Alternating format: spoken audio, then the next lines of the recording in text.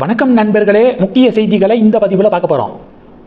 கொளத்தூர் தொகுதியுடைய தேர்தல் முடிவு ஊர் உலகத்துக்கே தெரியும். திமுக தலைவர் ஸ்டாலின் அவர்களை தாவேகா வேட்பாளர் VS பாபு தோற்கடித்தார். இப்போ திமுக என்ன பண்ணியிருக்காங்க, எலெக்ஷன் கமிஷன் கிட்ட போயிருக்காங்க. கொளத்தூர் தொகுதிக்கு உட்பட்ட வாக்குச்சாவடிகளில் 14 வாக்குச்சாவடிகளில் பயன்படுத்தப்பட்ட EVM மேலே எங்களுக்கு டவுட்டாக இருக்குது. அதனால அந்த 14 வாக்குச்சாவடிகளில் மட்டும் பயன்படுத்தப்பட்ட EVM ஆய்வு செய்யணும் அப்படின்னு எலெக்ஷன் கமிஷன் கிட்ட மனு கொடுத்துருக்காங்க. கோர்ட்டுக்கும் போயிருக்காங்க. கோர்ட்டு ஆய்வு செய்யுங்க அப்படின்னு எலெக்ஷன் கமிஷனுக்கு உத்தரவு போட்டிருக்கு. கோர்ட்டுடைய உத்தரவின் பேரில் ஒரு நாளைக்கு 2 வாக்குச்சாவடிகளில் பயன்படுத்தப்பட்ட EVM மெஷின் வீதம் 7 நாளைக்கு 7x2 14 வாக்குச்சாவடிகளில் பயன்படுத்தப்பட்ட EVM ஆய்வு செய்ய முடிவெடுக்கப்பட்டிருக்கு. நேற்றுலேருந்து இந்த ஆய்வு பணி தொடங்கியிருக்கு. இதில் ஏதாவது ட்விஸ்ட் வரும், பொறுத்து இருந்து பாருங்க அப்படின்னு திமுக காரங்க நம்பிக்கை தெரிவிக்கிறாங்க. ஒரு பெரிய திருப்பம் நடக்க போகுது. 7 நாட்களுக்கு பிறகு எலெக்ஷன் ரிசல்ட்டே மாறப்போகுது. கொளத்தூரில் ஸ்டாலின் வெற்றி அப்படிங்கிற அறிவிப்பு வந்தாலும் வரலாம். சட்டப்பேரவைக்கு ஸ்டாலின் போகிறதுக்கும் சான்ஸ் இருக்குது அப்படின்னு திமுக காரங்க அதீத நம்பிக்கை வைக்கிறாங்க. எனக்கு என்ன தோணுதுன்னா, EVM எல்லாம் டேம்பர் பண்ணுறதுக்கெல்லாம் வாய்ப்பே கிடையாது.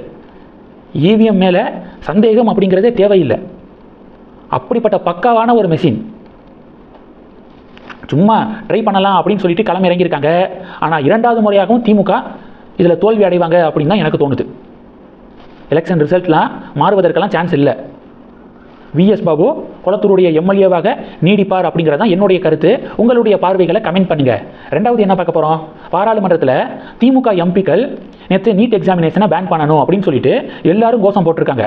உதாரணத்துக்கு தயாநிதி மாறன், கனிமொழி இவங்கெல்லாம் ஆவேசமாக நேற்று பேன் நீட் அப்படின்னு பேசியிருக்காங்க. இவங்களுடைய பேச்சுக்கு ஆந்திராவுடைய MP ஒருத்தர் ஒரு பதிலடி கொடுத்துருக்காரு. இந்த பதிலடி இணையத்தில் வேகமாக பரவி வருது. என்ன சொல்லியிருக்காரு, you want to ban everything in Tamil Nadu. That is the reason why we are getting all the industries from Tamil Nadu to Andhra Pradesh.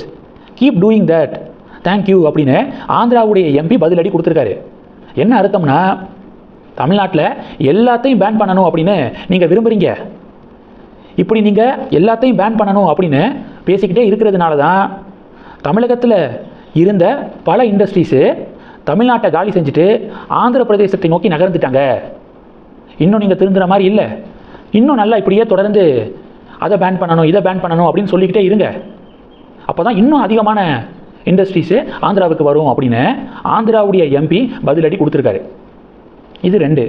3வது, ஜூலை மாதம் போதைப் பொருட்களுக்கு எதிரான விழிப்புணர்வு மாதம் அப்படின்னு அறிவித்து பல முன்னெடுப்புகளை அண்ணாமலை இயக்கம் செஞ்சாங்க. ஆகஸ்ட் மாதம் சுற்றுச்சூழலுக்கான மாதம், முடிஞ்சளவு மரக்கன்றுகளை ஆகஸ்ட் முழுவதும் நடணும், ஏரி குளங்கள் இதெல்லாம் சுத்தம் செய்யணும் அப்படின்னு அண்ணாமலை அறிவிச்சிருக்காரு. அதன்படி வர 2ஆம் தேதி ஆகஸ்ட் 2ஆம் தேதி கன்னியாகுமரி போகிறாராம் அண்ணாமலை. கன்னியாகுமரியில் கடற்கரை பகுதி இருக்குல்ல, அதை வாலண்டியர்ஸோடு சேர்ந்து ஆயிரக்கணக்கான தன்னார்வலர்களோடு சேர்ந்து சுத்தம் செய்கிறாராம் அண்ணாமலை. ஆகஸ்ட் 2ஆம் தேதி இந்த நிகழ்வுக்கு ஏற்பாடு செய்யப்பட்டிருக்கு. ஆகஸ்ட் 16ஆம் தேதி சென்னையில் சுற்றுச்சூழலை மையப்படுத்தி ஒரு பேரணி நடத்துகிறாராம் மலை. எழும்பூர் ராஜரத்தினம் மைதான சாலையில் வி த லீடர்ஸ் இயக்கம் ஆகஸ்ட் 16ஆம் தேதி அண்ணாமலை தலைமையில் பேரணி நடத்த இருக்காங்க. இது 3. 4வது என்ன பார்க்க போகிறோம், வைகோ இன் பார்லிமெண்ட் அப்படின்னு சொல்லிட்டு ஒரு புத்தகத்தை வைகோ எழுதியிருக்காரு. இந்த புத்தகத்தை ஆகஸ்ட் 4ஆம் தேதி டெல்லியில் ராகுல் காந்தி வெளியிட CM விஜய் அதை வாங்கிக்க முதல்ல பிளானிங் நடந்திருக்கு. விஜயும் முதல்ல வரேன் அப்படின்லாம் சொல்லியிருக்காரு. இப்போ என்ன ட்விஸ்ட்னா, ஆகஸ்ட் 5ஆம் தேதி பட்ஜெட் தாக்கல் செய்யப்பட இருக்கு. அதனால் இப்போ என்னால் டெல்லிக்கெல்லாம் வர முடியாது அப்படின்னு விஜய் தரப்பு வைகோ தரப்பு கிட்ட சொல்லிட்டாங்களாம். இதன் பின்னணி என்ன தெரியுமா, விகடன் ரிப்போர்ட் வெளியிட்டிருக்காங்க.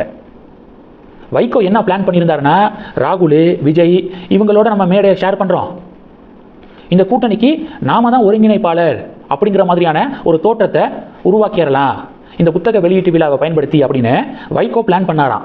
ஆனால் விஜய் இல்லை என்னால் வர முடியாதுன்னு சொல்லி வைகோவுடைய பிளானை பனால் பண்ணிட்டாரு அப்படின்னு விகடன் ரிப்போர்ட் வெளியிட்டிருக்காங்க. தமிழகத்துடைய வளர்ச்சி முன்னேற்றத்துக்கு மத்திய அரசாங்கத்துடைய பங்களிப்பு ரொம்ப அவசியம்.